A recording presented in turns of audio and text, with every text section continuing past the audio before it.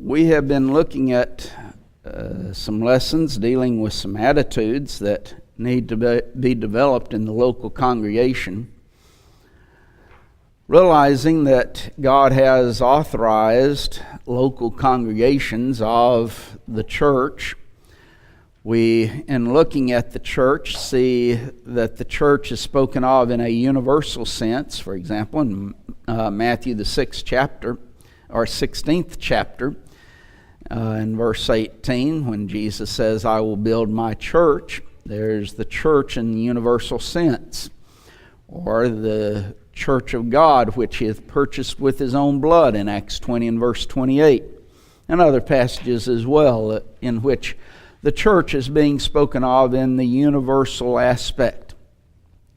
Church is also spoken of in a large geographical sense. For example, the churches of Galatia, dealing with the area, that entire geographical area of Galatia. And so the book of Galatians was written to all of the churches in that area. But then the church is spoken of in the local sense as well, on a local aspect. And there you see that Paul was writing to the church at Philippi, for example. And he mentions all the saints with the bishops and deacons. And he gives us the organization of the church, the local congregation in that sense. In Revelation, the first 3 chapters, we have the writings to the 7 churches of Asia Minor in that case, but those 7 congregations, the church in a local sense. But with the church in a local sense, it does necessitate individual Christians making up that congregation, properly working together, or the saints in that local congregation, as is expressed in Philippians 1:1. But those saints in Philippi needed to work together, and work together in a proper way. In order to work properly, you have to develop the proper attitudes of mind. And that is, we're going to have to allow the Scriptures to control our thinking and our actions. And when we do that, then we're going to work together in the way in which God desires us to. So we began looking at some attitudes that need to be developed within that local congregation for us to work together as saints in the work of the Lord. And the first we noted was a proper attitude toward God Himself. That we need to have a proper love for God. And that certainly, as Jesus expressed, with our body, soul, mind, and spirit, or our entire being. It means that we develop a strong faith and trust in God, that we're going to trust what He says and do whatever He says, even if it doesn't look to us as being sensible or look to us to work. We do what God says anyway. It might not have looked sensible to Abraham to leave the country that he was living in to go to an area or land which God would show him. He didn't know what it was or where it was. Might not have looked sensible, but he learned faith and trust in God. And developing a strong thankfulness, or an attitude of thankfulness to God for all that God has done for us. And in regards to that, sacrificing for God. An attitude of sacrifice. And that sacrifice is going to demand our time, our abilities, and even our financial resources. We need to develop then a proper attitude toward ourselves as individuals. And that is an attitude of humility. Humility will allow one to engage in those tasks which we might not deem all that important. But yet they need to be done because they are a task that is there that needs to be taken care of. And no one should feel that, well, I'm too good to do that. No, that's an improper attitude. Humility would take that type of attitude away from us so that we would be ready to engage in those activities. We need to have a teachable attitude. Nobody knows everything. Some people I've seen think they do, but no one does. So we need to be able to be taught, no matter how smart we might think we are. And developing a proper attitude toward our own mistakes. We're all going to make mistakes, and we have to have the proper attitude in taking care and rectifying the mistakes that we make. We also need to have proper attitude toward our fellow Christians, as we looked at last week.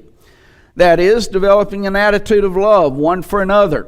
By this, Jesus says, you shall know that the world's going to know that you're my disciples. Well, we have love one for another. And Jesus says that love is to be to the extent that I loved you. Develop an attitude of cooperation. A lot of times people can work real well by themselves, but they won't cooperate with anyone.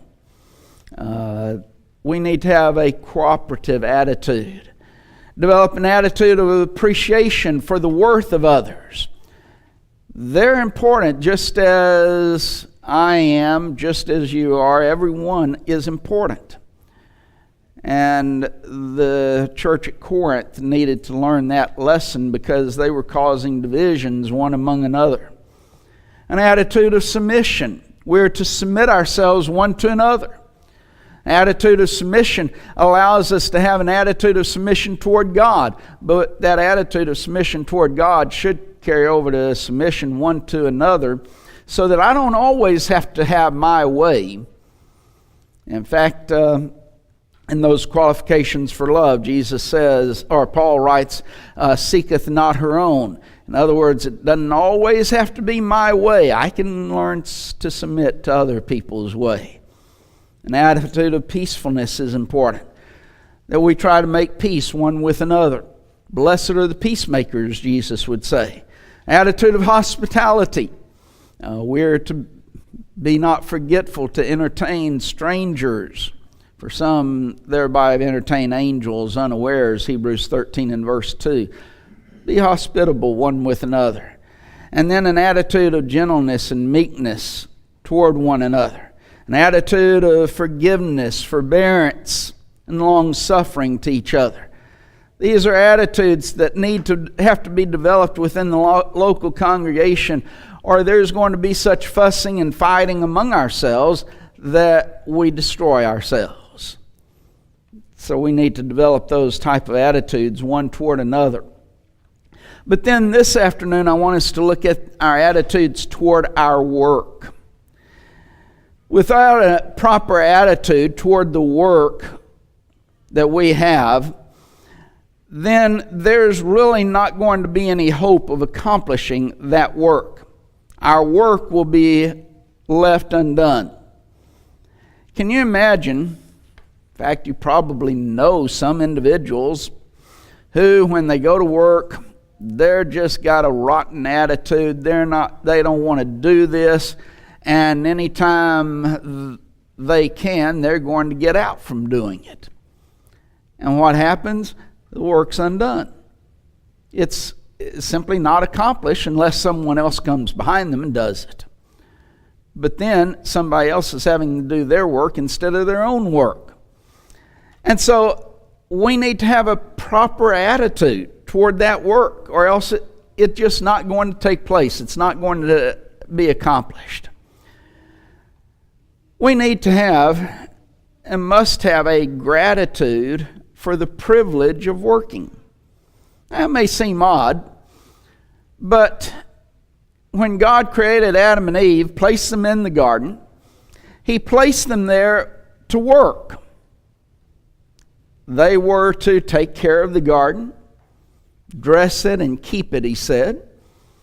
And He also gave them other commands, that they were to be fruitful and multiply. He told them what not to do. Don't eat of the tree of the knowledge of good and evil. But they were to work in the garden. God has created us as creatures needing to work. Paul is a great illustration of this attitude of feeling a privilege to work.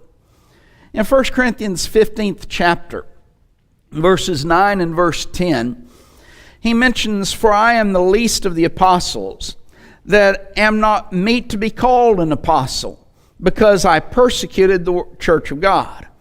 But by the grace of God I am what I am. And His grace, which was bestowed upon me, was not in vain, but I labored more abundantly than they all. Yet not I, but the grace of God which was given with me." Here I am, Paul says, and I am the least of the apostles. Not even worthy to be called an apostle because of what I did in persecuting the church. But he says, I am what I am. That is, I am an apostle of Jesus Christ. But then in relationship to here's all of the other apostles and here's him, he says, I labored more abundantly than all of them.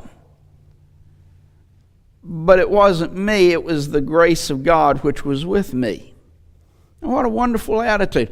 That God has allowed me, and He has given me the opportunity to work in His cause, to work within preaching the gospel of Jesus Christ and taking the gospel to the world. That's His attitude. And He says, I am, that's where I am, but here's the grace of God that's with me. Do we consider it the grace of God that God has allowed us to engage in that wonderful work of taking the gospel to the lost?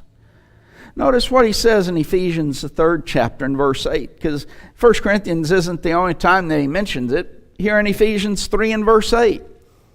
Unto me, he says, who am less than the least of all saints, is this grace given, that I should preach among the Gentiles the unsearchable riches of Christ. Notice, here's this grace that has been given. When we think of grace, what do we think of generally? How do we define it? Something that is a free gift to us. Sometimes how we define it, a free gift. Here is a gift that God is giving, and he says, Paul does, to me. But he's not excluding that grace to others. That same grace that God has given us, grace, that is a gift to be able to teach other individuals. Because what he's saying regarding that grace that has been given to him, what is it? That I might preach among the Gentiles the unsearchable riches of Christ. God has given us a gift that we can go out in the world and preach the gospel. Now that's the application that we need to understand and we need to learn. God has given us a gift. How are we using God's grace?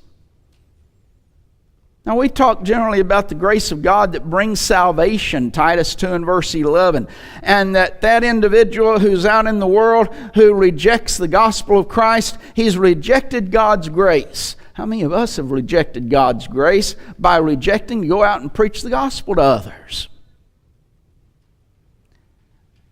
Yet Paul says that's the grace of God that's been given to me. That's the grace of God that's been given to each and every one of us as Christians, that we might preach the gospel, the unsearchable riches of Christ. Now then, it necessitates us doing it with all of our strength, with all of our might. In Colossians 3 and verse 23, Paul would say, whatsoever ye do, do it heartily, as to the Lord and not unto men. When we go out teaching the gospel of Christ to other individuals, do it as we're doing it to God and not just simply to man. Do it heartily, as unto the Lord, not a man. You're not doing it simply for their sake. You're doing it for the Lord's sake. You're fulfilling what the Lord has a job for us to do in teaching the gospel to those individuals. And that's going to show with an eagerness and enthusiasm that we have. You can tell someone who doesn't really want to be there at work. You can tell usually someone who really doesn't want to be there at worship on Sunday morning or Sunday afternoon, or doesn't want to really be there on Wednesday night. You can tell by the attitude that they have.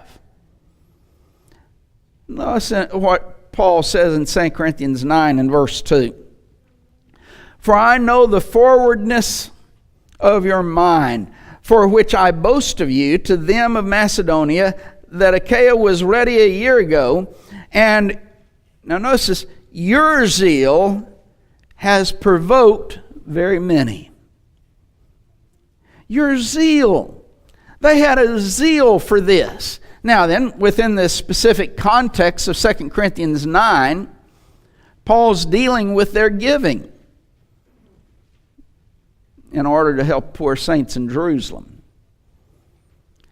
And he says, your zeal has provoked, not in the sense of made them angry, but it's caused them to give. We need to have a zeal for God, a zeal for doing the Lord's work, an enthusiasm that is built up within us that becomes infectious. Which one is going to be infectious? Well, both of them are actually, but in a good way. The person who's acting miserable and that he has to be there and he doesn't really want to be there and he doesn't want to do this. Or the person, oh boy, we get to do this. Let's go and get this thing done. Let's do this work. Now then, both of them are going to be contagious to others. But Paul is saying, your zeal, that attitude of enthusiasm, is causing others to be enthusiastic about this and doing this.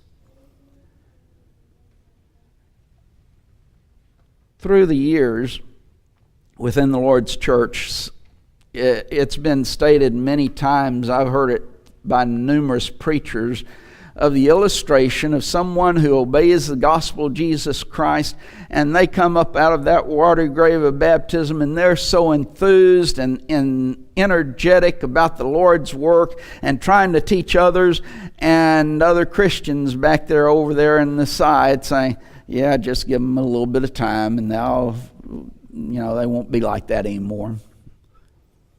Why? Why shouldn't their enthusiasm provoke us, get us excited, cause us to have that enthusiasm to get the Lord's work done, to convert other individuals, to save them from an eternal torment? And it also is going to need to develop within ourselves that attitude of learning to do the very best that we can. That means we continue to improve upon our work. There's times in which, I'll use Brother Cunningham here. He tells me that you sure are improving. And my response is generally something along the lines, well, I should be. I'm practicing it enough. But there's a principle that's there that should be recognized. We need to improve. We should be improving all of the time. If we're not, something's wrong with us. When we go out to teach someone, we might feel rather awkward if we hadn't done it before. Get into a discussion of the Bible with someone. We might get feeling fairly awkward and uncomfortable because we hadn't done it. But we think about it, we start studying what we've done, and the areas that we did that was right, the areas that we might need to improve upon. And we start working on those things, and we continue to do it, and we continue to improve. That's the principle that we need to be working on in regards to the Lord's work. But yet, many times, we don't have that type of an attitude. We get the attitude, well, I can't do this very well, so let someone else do it. Call the preacher or call the elders, and generally preachers and elders, they're always ready to go out and teach someone. And if someone sets up a Bible study with someone else, preachers, I don't know of any preacher who's not ready and willing to go and study in that type of a situation. Set them up. But we should not leave it to them. That's the point. Each and every one of us need to be doing it, and each and every one of us need to be improving and continuing to do it. And as we continue to do it, we're going to improve. We'll get better. Maybe we'll learn how to say something a little bit different that becomes more effective. That's learning. But simply because I might not be able to teach the Bible to someone as well as so-and-so over here doesn't mean that I shouldn't do it. And a lot of times that's the attitude that we have. Because I can't do it as well as him, I won't do it at all. And so I quit. That destroys the work of the local congregation. I notice a few passages with you and then draw some illustrations from it or some principles.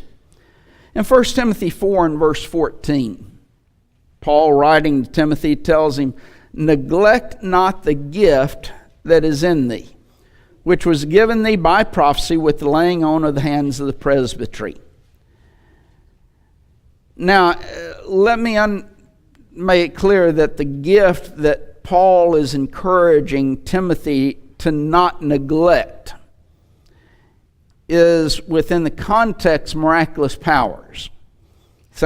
Paul is saying you have these miraculous powers, don't neglect them. But we'll notice some principles that apply from that in just a moment. In 2 Timothy 1 and verse 6, again, still dealing with this miraculous powers, Paul says, "Wherefore I put thee in remembrance that thou stir up the gift of God, which is in thee by the putting on of my hands." The gift of God there, again, dealing with miraculous powers. And Paul is saying, you stir up those miraculous powers, the gift of God. And you remember to do that. Now in Philippians 2 and verse 14, Paul would say, "Do all things without murmurings and disputings." And then one other passage, and then we want to look at some applications of it. In Hebrews 6 and verse 12. "That ye be not slothful, but followers of them who through faith and patience inherit the promises." Now then, some principles that we learn from these verses. First, we need to learn to be self-starters. You ever seen someone who, if you ever get them started, they'll be a good worker. But getting them started, that's a whole nother matter. You ever had, tools that are like that? Maybe a lawnmower or edger, getting it started. Man, it's a chore to get that thing started. But once it gets started, it does a good job. Well, we all know of things like unto that. And individuals like unto that. Once you get them going, they'll do a good job. But getting them going is a whole nother matter. It's just a fight to get them going. We need to be self-starters, though. Not needing someone else to prod us to get going, but willing to go ourselves. Willing to get into the work, see something that needs to be done, and you do it. See something an area in which you can work in, and you do it. That you don't have to go and be asked, will you do this? Just go do that. I think one of the great illustrations through the years has been teachers. And those who are, as we refer to them, educational directors. Teachers who are individuals who get the teachers to teach. And practically never do they ever have anyone come up and say, I want to teach. Might give the person a heart attack. Because it just doesn't happen. Why not? Generally, it's the exact opposite. They have to go and beg people to start teaching. Self-starting attitude is, I'm going to go and I want to get this done. I want to do this. Let me have it.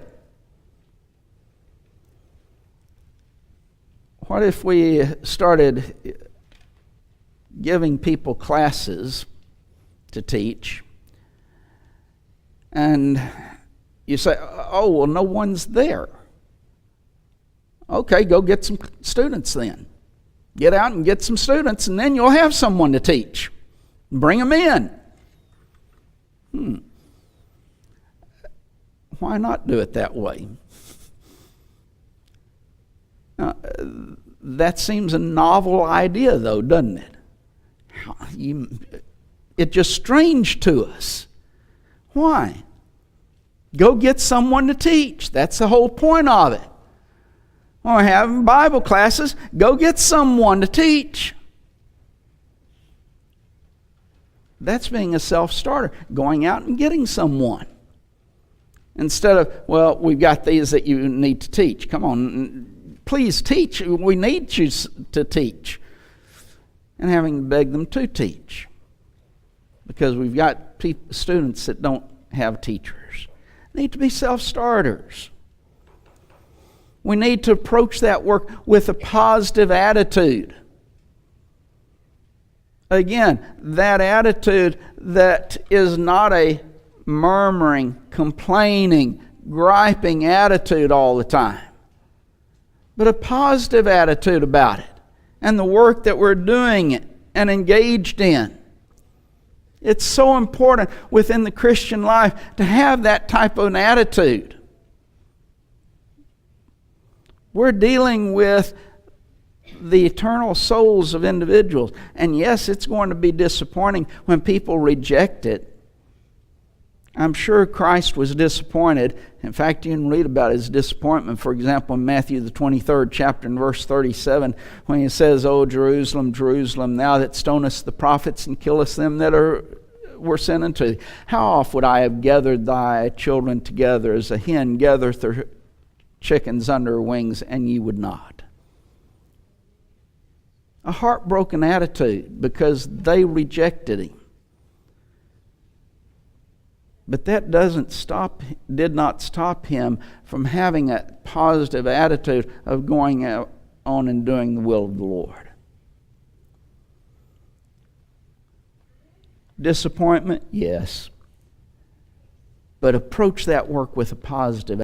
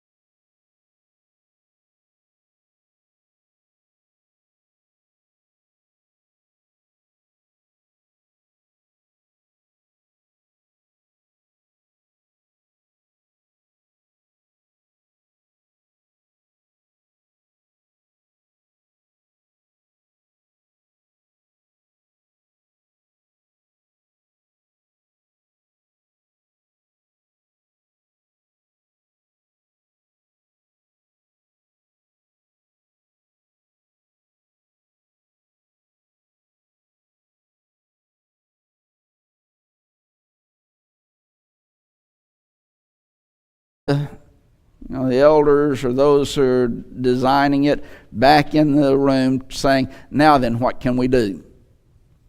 What program can we start now? How can we get them to do this?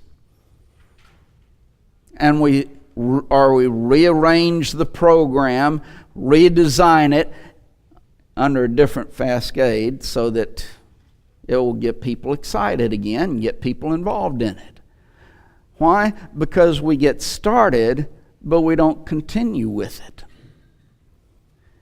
If the army of Israel in the long ago had been like the church is in so many places, when they got to Jericho, they would have gotten there, and God gives them the instructions, and that first day they would have all of them would have marched around, and the second day, well, there would have been a few stragglers who didn't show up, and so they would march around, and the third day they'd lose a few more, and the rest would march around, and it would continue, and by the end of the week they would have hardly anyone that was there to march around the city.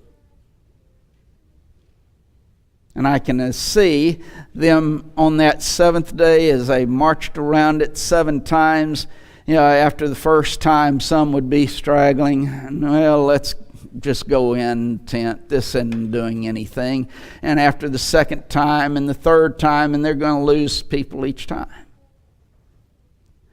Now, that's the way in which we see within the Lord's church today. And I'm talking about from a generic standpoint. You see a start of something, but then you just over a short period of time, generally, we lose interest and we stop it. Need to continue our work to the end, to the finish. And yet, so many times we don't. We'll start it and then we'll stop.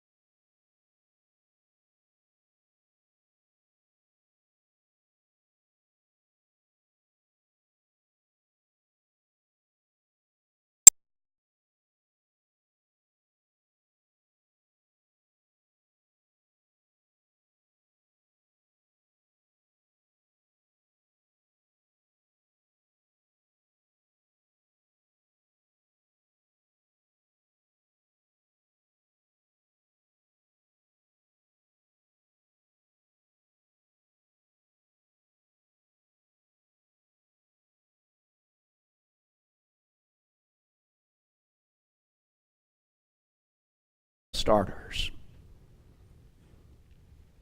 Learn to start it yourself, learn to do it yourself, and then continue it until it gets finished. And that's kind of the principles that we need to, some of the principles that we need to learn from these passages. Don't neglect that gift, Timothy. Stir up that gift. In other words, you continue it. Continue it to its end. And do it without murmuring and complaining and griping and disputings. Learn to work together in the work of the Lord. And don't be slothful in it, lazy. Continue on in that work. We have the greatest work that could ever be imagined, in that we are to be ministers of the gospel of Jesus Christ. God has given us a wonderful grace, a gift that He has given to us to teach the gospel of Christ. Into our hands have been committed the Word of God. Paul would write in 2 Corinthians 5, and he would remind them of the judgment. Verse 10, that we're all going to stand before the judgment seat of Christ. Verse 11, though, he says, therefore, we persuade men. We do it. Don't wait for someone else. Get to work yourself in teaching them the gospel of Jesus Christ so that they can be ready for that judgment. Let's get involved in the work of the Lord and continue it. Don't stop. Be enthusiastic about it. Don't grumble and gripe and complain. If you're asked to teach the gospel or get involved in Bible discussions with people, have an excitement to teach the gospel, to do the work of the Lord. Because without our work, the world's going to be lost. He's left it up to us. There's the story of the angels and speaking with Christ. After he has returned to heaven and the angels are talking, well, who's going to do this work for you now? Well, I've left it to the apostles and man.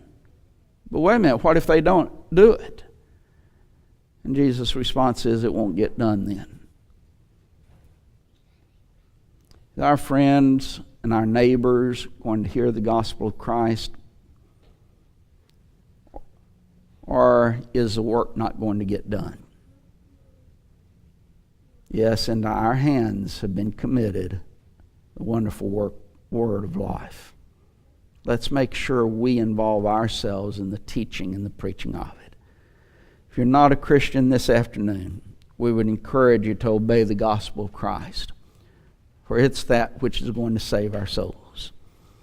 If you have obeyed that truth, you need to come back to faithfulness to God.